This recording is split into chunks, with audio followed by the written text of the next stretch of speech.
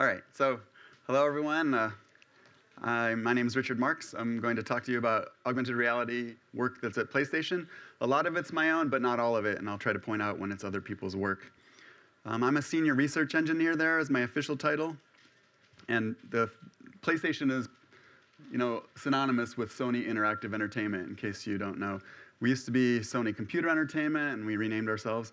And also our global headquarters moved from Tokyo to San Francisco. So it's a pretty big step for a Japanese company to do that. But I also run a group called Magic Lab, which is a R&D group. We focus on end-user experience mostly, and we take new tech, and we kind of look at it through the lens of PlayStation. That's the way we think about what we do.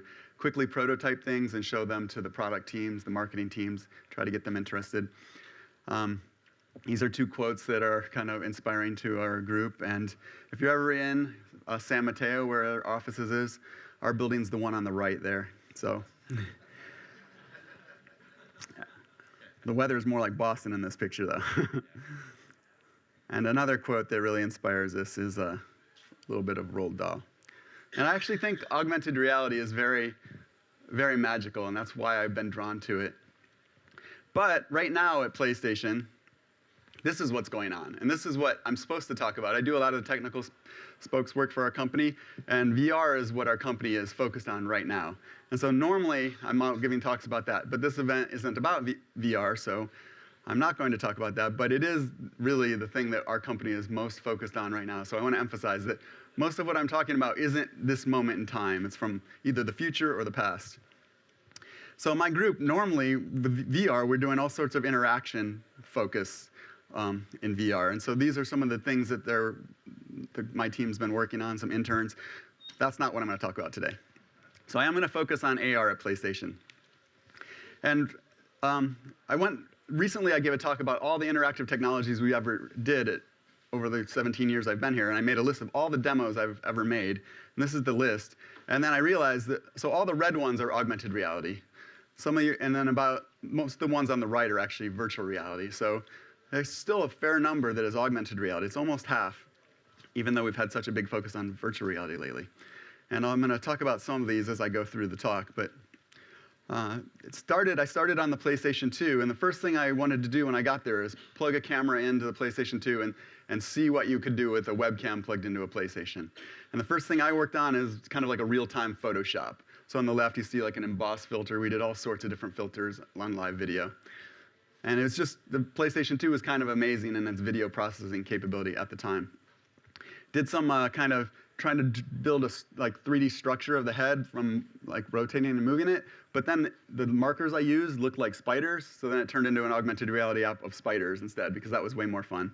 And it turns out a lot of things work out like that when you try them, it's actually much more fun to play with the little things than it was to actually get the kind of the dry data that we were trying to get of the structure of the face. Another thing that we did a lot of is characters in augmented reality. And this is the video that probably has been shown the most. This is my son when he was 3 years old. And he's now 6'7" and a sophomore in college. So that's how long I've been at PlayStation. But we were doing this kind of stuff a long time ago. And it's really tracking the colored ball. And all of this is done, as you might see here in a second. The whole experience is you, like the person facing a TV, and the TV is like a magic mirror where you see yourself. And I think that's kind of the biggest benefit of this kind of experience for people, seeing themselves and having this extra stuff added together. It gives you that kind of magical feeling where you're doing something you couldn't normally do by yourself. And you're not really doing it, but you're seeing yourself do it, right? So you're not actually able to make things levitate and make things float, but you kind of feel like that when you see it. And so, yeah, this video goes on quite a ways, and I'm going to skip through it, but he just gets cuter and cuter. But yeah, he starts to play with some butterflies here. And so we were doing things like rendering it we render into the Z buffer of the ball and include the graphics properly. Yeah. Then one of my coworkers, in Japan, he was making augmented reality demonstrations, and this is actually running on the GPU. And the GPU is pretty fixed function on the PS2, but he still was writing stuff on the GPU. Same with the water simulation, that's also on the GPU. So having these kind of effects, kind of movie special effects is really what we focused on early. And then, yeah, so here's the spiders I was talking about. And we had lots of people come through the lab, and we sit them down and then put the spiders on. And we have lots of video of people just doing this on their face. And it's very strange when there's no spiders. If you just see the video without the spiders, it makes no sense, but it's funny. And let's see. This is an Invisible Man demo. Luckily, it works. And this one never got finished. This is if you look, and it's very subtle, but at the bottom you can see this is a shadow, and the shadow doesn't actually exist. I'm adding the shadow. And the idea for this demo, which, as I said, didn't get finished, we proposed it to SIGGRAPH, was that the shadow would break apart and stop doing what I'm doing and start to do other things, kind of a la Peter Pan.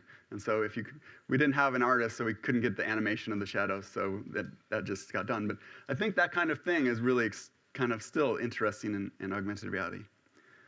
So back to the talk.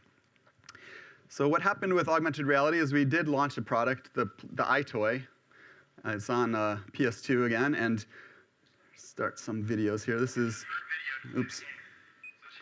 Let's turn that down. This is actually on the View. It was shown, Meredith Vieira, so again, a long time ago. And this is Ken Kutaragi playing one of the iToy games, and up on the right is Kaz Hirai, the CEO of Sony now. So this actually did not so well, not as nearly as well in America as it did in Europe. In Europe, it was over 10 million sales. In America, about 1 million. And then I'll just go on. At the same time, while that was launching, we were starting to do some new research using a depth camera. Depth camera gives you a bunch of new kind of effects that you can do for movie special effects. Like you have a Z buffer kind of built in with the Z data. And also you can kind of do things like you can reach out and know when something's close to the camera that it's the thing you might want to track. So you can see like on the right there, on the bottom, the butterfly now, we don't need a ball anymore because it can actually just use my hand because it's the thing that's closest to the camera, or my head in this case. So this is work, again, that we actually as a company never ended up productizing a 3D camera, so none of this actually came to a product in this form. And a lot of this stuff, we were using things from companies like PrimeSense, which ended up being Kinect. So it did kind of happen in a different way, but not in our company. And then once we got the PlayStation 3, it was a lot more powerful, so we could do some kind of new things. And I'm just going to start this one right off the bat here. This is my colleague, Eric Larson, and he was doing some physics simulation in fluids. And I think AR and physics go together really well. Seeing yourself and then kind of having these kind of physical things where you do a little bit and a whole bunch of stuff happens.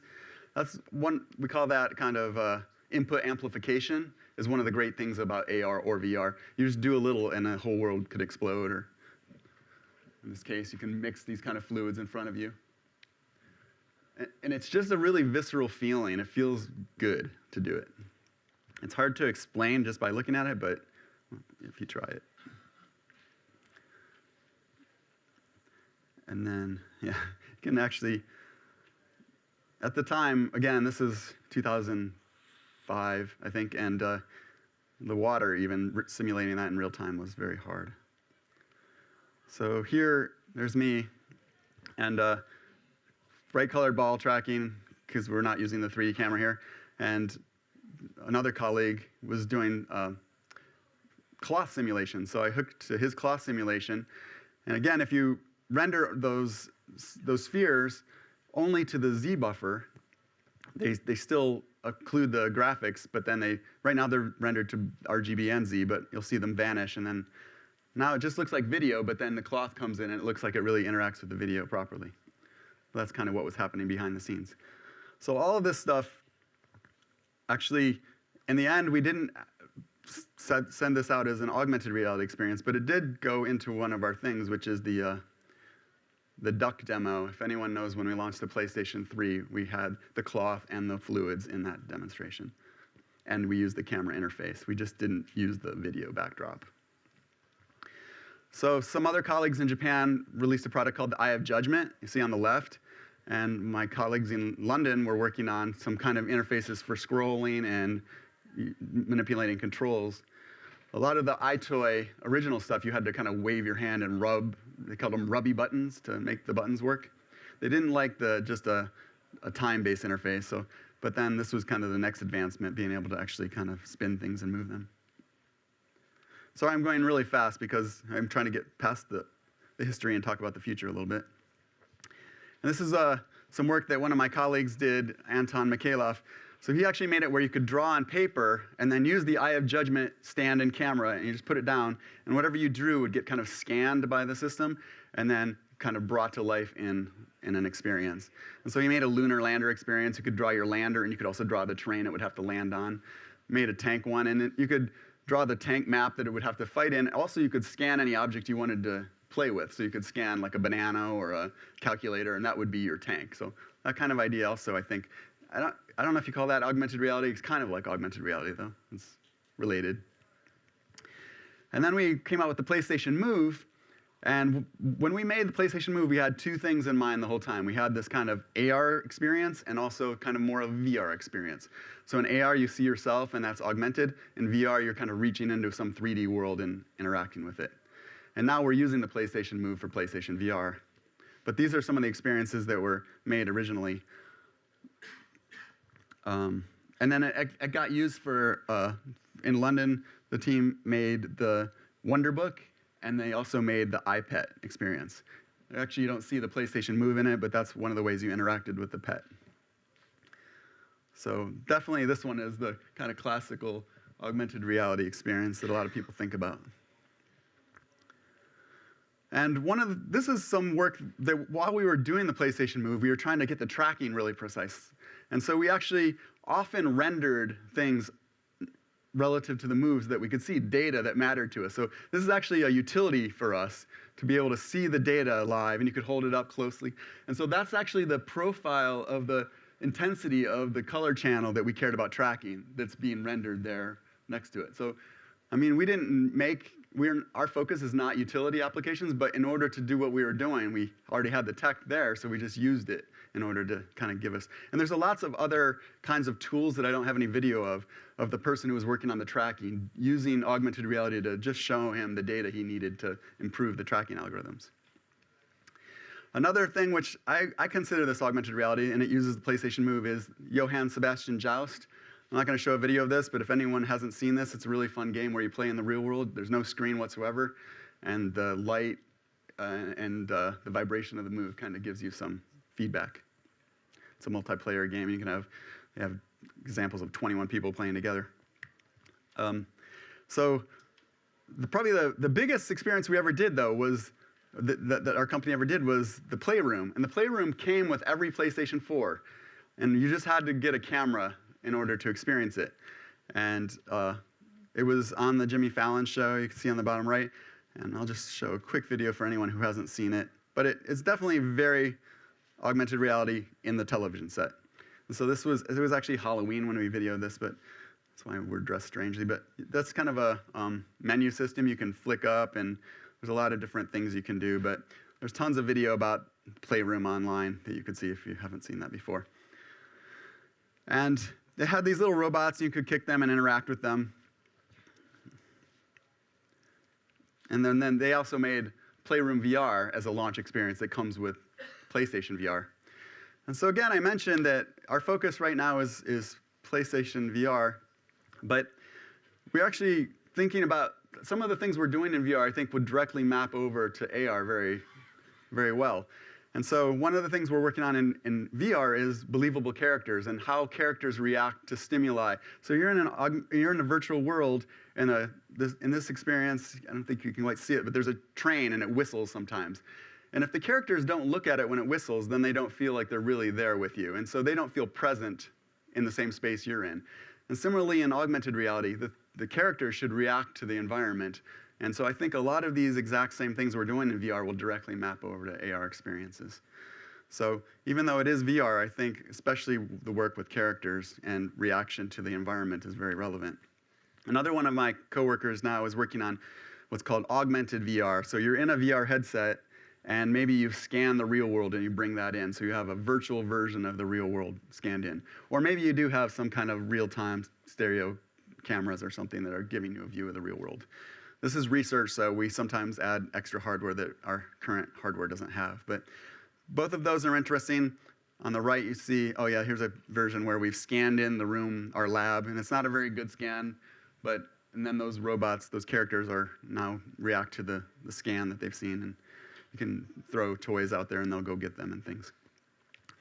And then maybe you've seen some work like CCP has this game where using the Kinect, they show you live data of your body, so you can look down and while you're playing in VR, you see your body. So that's kind of a mix of AR and VR together, because you can see yourself from the real world, but added to the virtual world.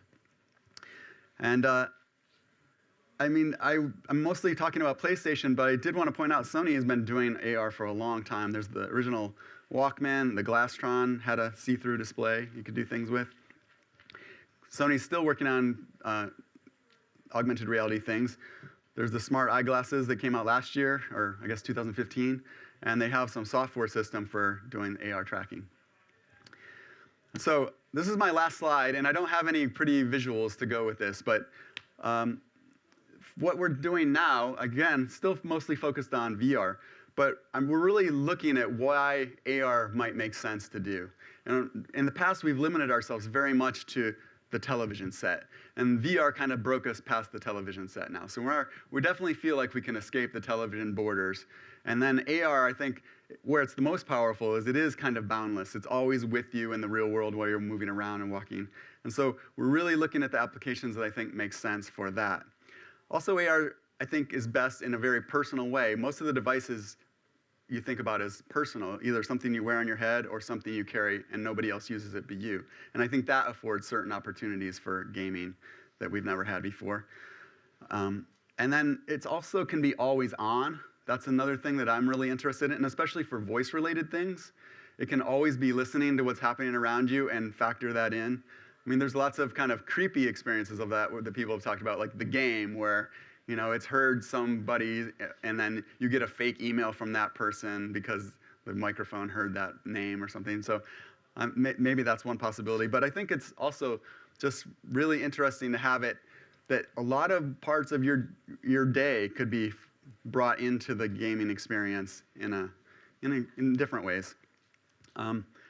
AR can also be hands-free. Phones are not hands-free, but other versions of AR are hands-free, wearables.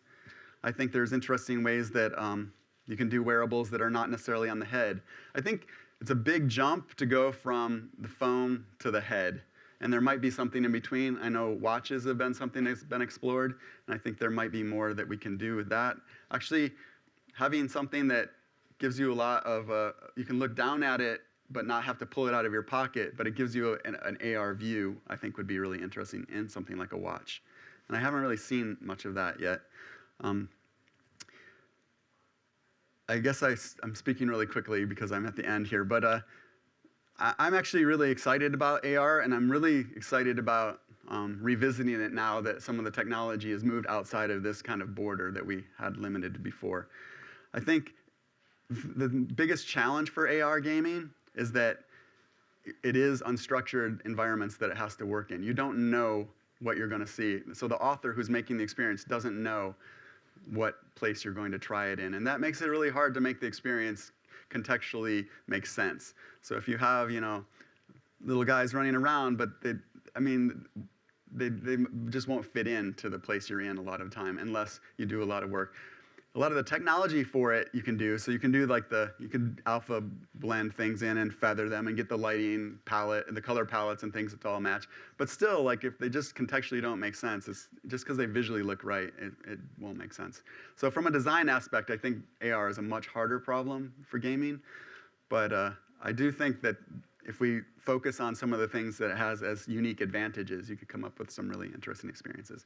And actually, I look forward to doing that over the next few years at PlayStation, because I am excited to get back into AR. Thanks.